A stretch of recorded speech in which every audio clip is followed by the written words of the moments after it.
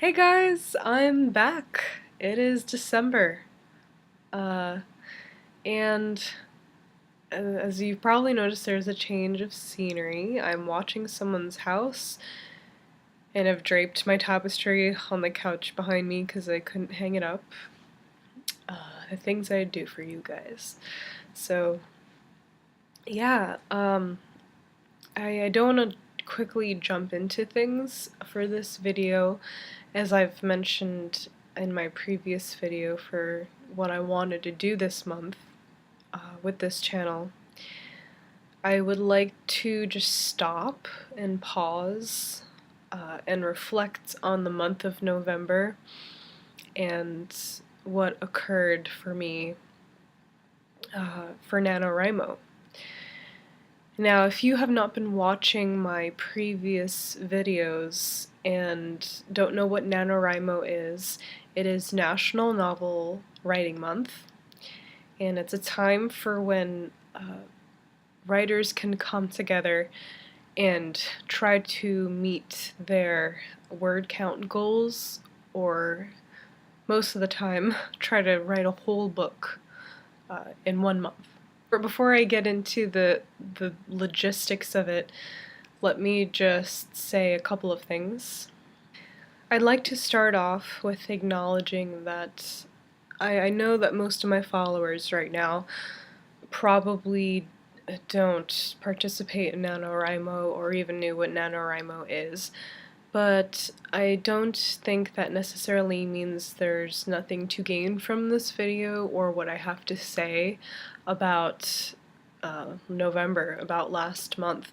I think that if you are a creative person, or if you've ever tried to complete a goal that required a lot of dedication and a lot of commitment of some sorts, which are most humans in one way or another. I think that this will either be very relatable or have some insights for those who are watching. It was a bumpy start. Let me break it down. So for starters, the first half consisted of getting up at 6 a.m. every day to immediately start writing. I'd get up, I'd make some breakfast, wash my face, and then dive into my writing. So the days that I had to work, it was very difficult.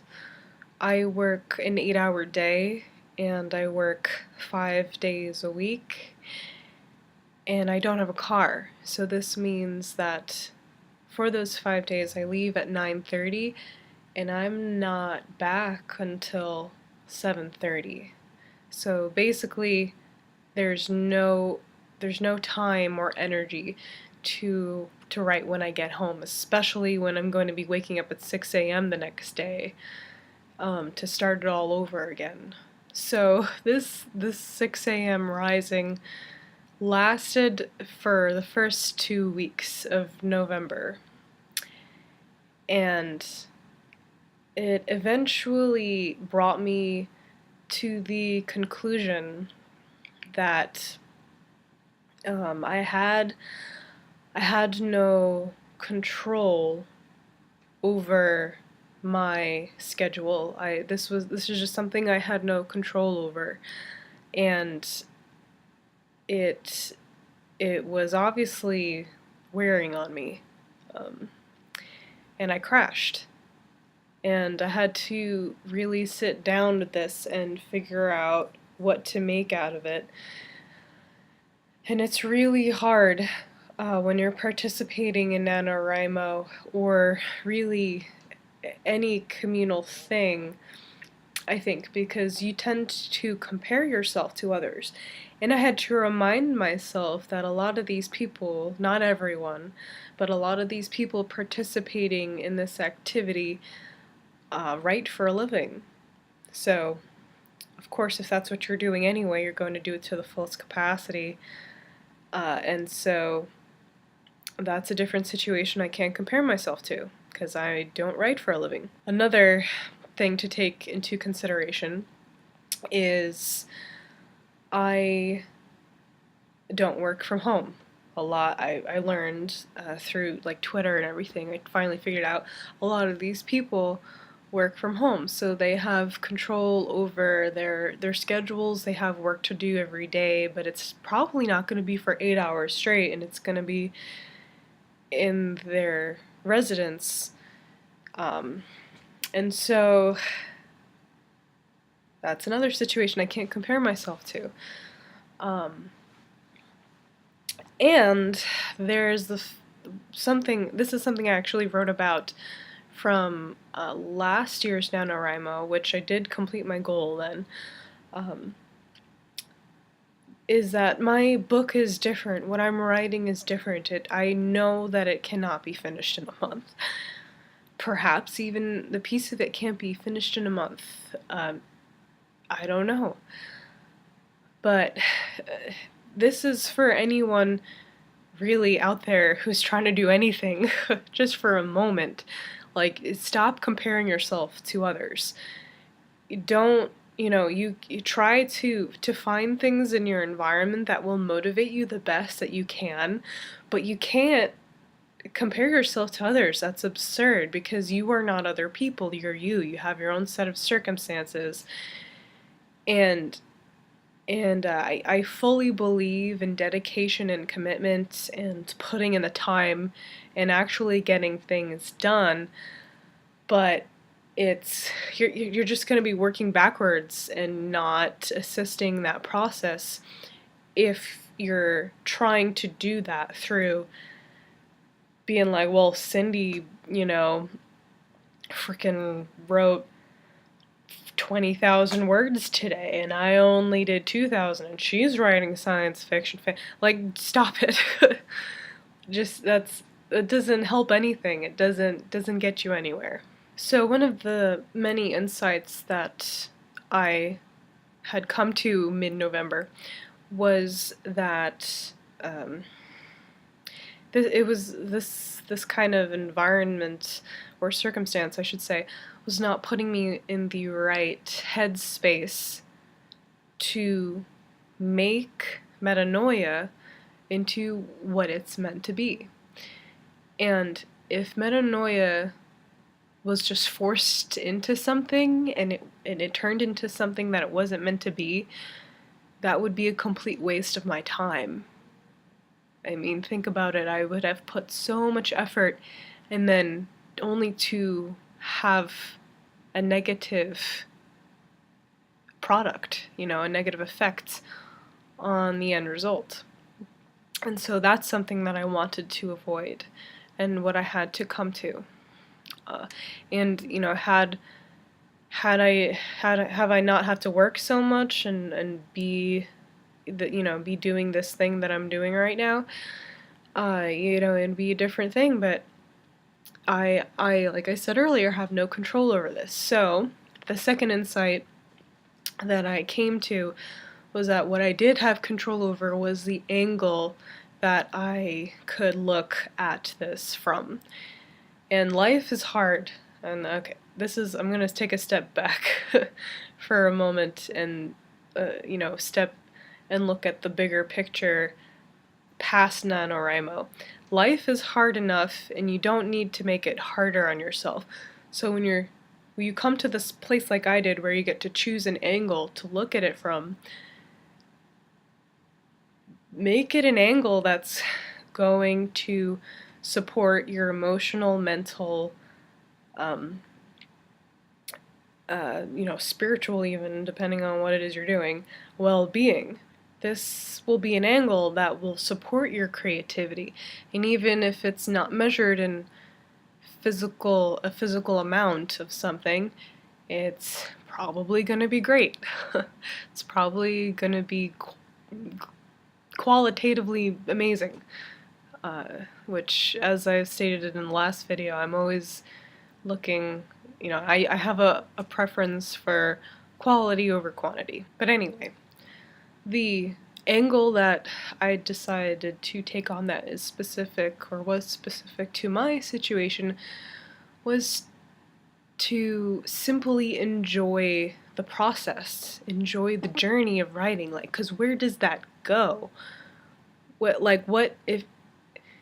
I get from NaNoWriMo sometimes is that the thing that people enjoy about writing the most is just producing a word count, just producing the physical thing. Like, writing, and I'm sure everyone who reads can agree, or who appreciates a story, appreciates a work of art, it goes beyond. It goes way beyond just this physical thing that you hold in your hands, that thick packet of paper that you've made.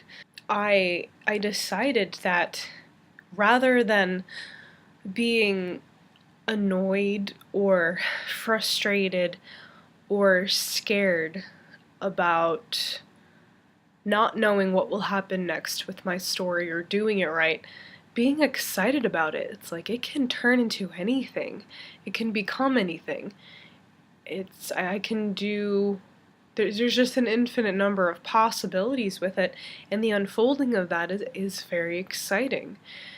And so I had to get back to that.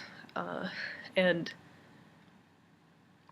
I don't regret going so hard the first half of November, because it got me to that place, and as well as, some friction is good, because it will get you to a place where it's better than being stuck. If there is some part to the creative process and to your goals where you're just gonna have to show up to your job, so to speak, and actually do the thing. Sometimes, if you're a procrastinator, then this is extremely useful. But I don't need help with that. If I say I'm gonna do something, it's gonna get done. I just need to learn to be comfortable with it taking a lot of time. So my excitement was renewed. And then, yeah, I crashed, and then shortly after that, I got sick, and I'm still sick. I'm still recovering from that. I'm trying not to cough or blow my nose on camera. I might have to leave to go do that right now. It's been pretty difficult doing anything beyond work with this cold that I have.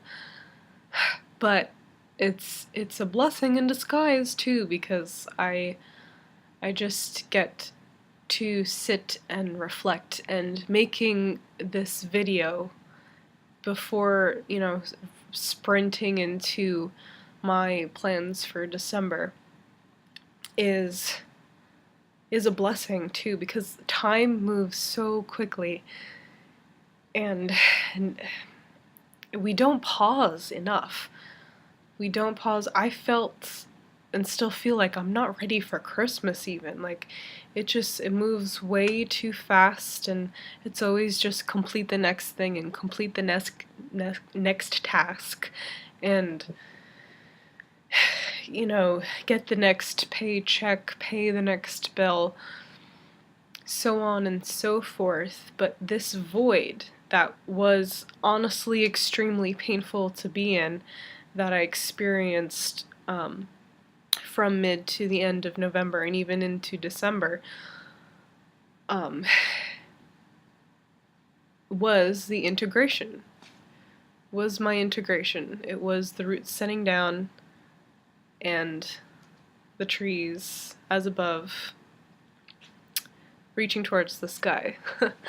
Which, if you watched my, not last video, but the video before that, the unboxing of the Untamed Truth Oracle, I pulled a card, and it was balance.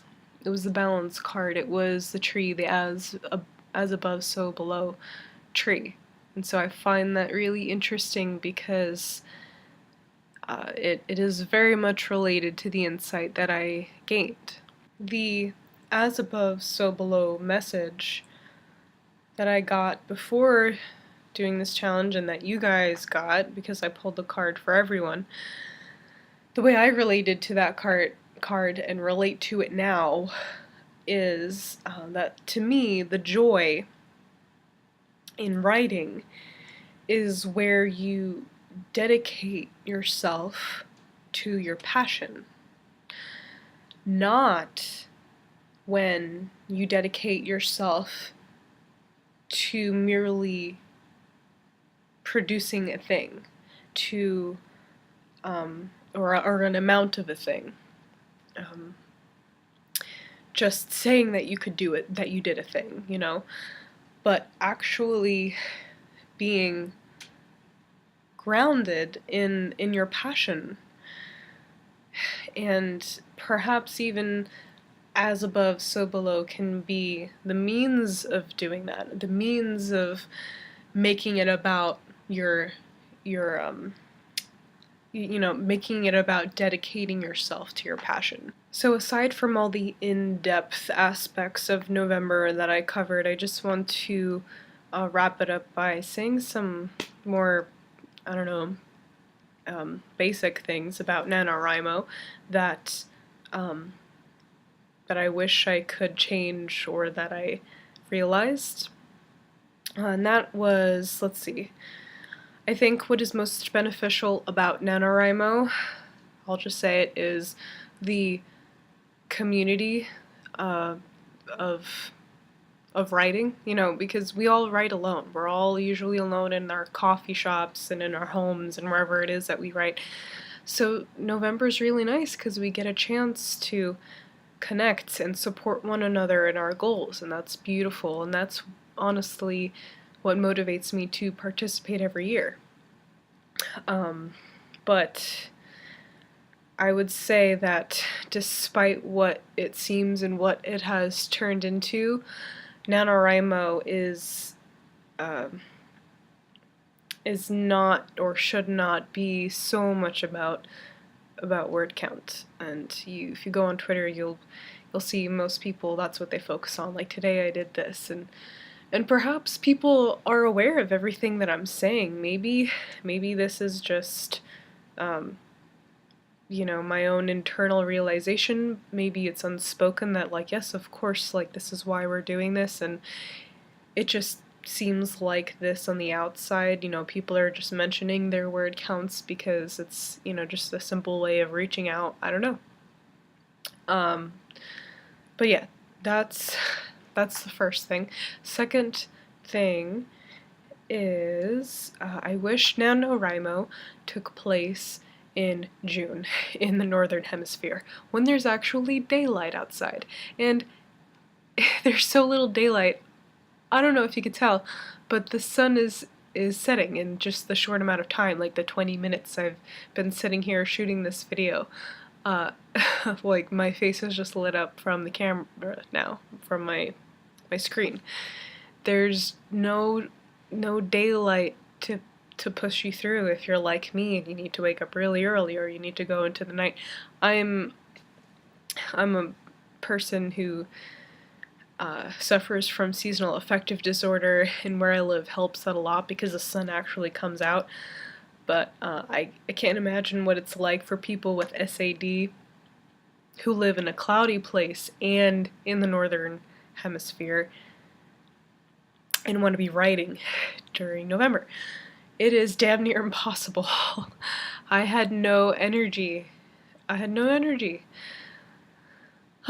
So I might even do my own NaNoWriMo. Unfortunately, it will be alone. It won't have that community aspect, but I might set my own word count goals in June or sometime in the summer when there's actually sun outside, and I'll be energized by that.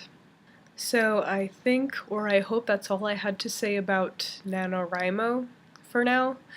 I want to quickly give a shout out to the Etsy shop. This is really random, but the Etsy shop Keepin' It Zen, because I did their, or his, I should say, Nick Zen, I believe is the name that was on the card. I hope. They do a Black Friday deal every single November, and I buy things throughout the year because I love what this shop has, and I love what what it offers. It has great quality items for an affordable price. But I just want to give a quick shout out to that Etsy shop because I ordered this black tourmaline necklace, this bracelet, which is ruby zoisite. I know how to spell it, but I don't know how to pronounce it. And I ordered one aqua aura quartz, but I got two for the price of one, in addition to the 30% off code that I got. And so I got this when I was in the depth of my illness, and I came home from work feeling like death, and then this just like made my day. It made me so happy. So I wanted to say thank you for being awesome and supporting the spiritual communities out there through that. And yeah, I think that's all I wanted to say officially. I want to make an unboxing video, or I wanted to right after this. I'm still going to try, but I don't know if I'm gonna have enough lighting. I'm gonna see what I can do with this house, although everything is pretty dim. And if I can figure out the lighting, there'll be an unboxing video of the Moon Oracle deck coming up. So thank you so much for watching. Please like, share, and subscribe to my videos. Another thing that I never mention at the end of these videos, if you want to actually be notified when I post a video, after you subscribe, there should be a little bell button next to the subscribe button, and you click that, and it'll let you know. Especially if you're not normally on YouTube, that is very helpful. It'll let you know when I'm posting. Okay, so I had to turn the lights on because I realized like you barely see anything. But again, thank you so much for watching, and everything that you guys do for me helps other people find my channel, those who are meant to hear what I have to offer. And I will see you all soon. Bye!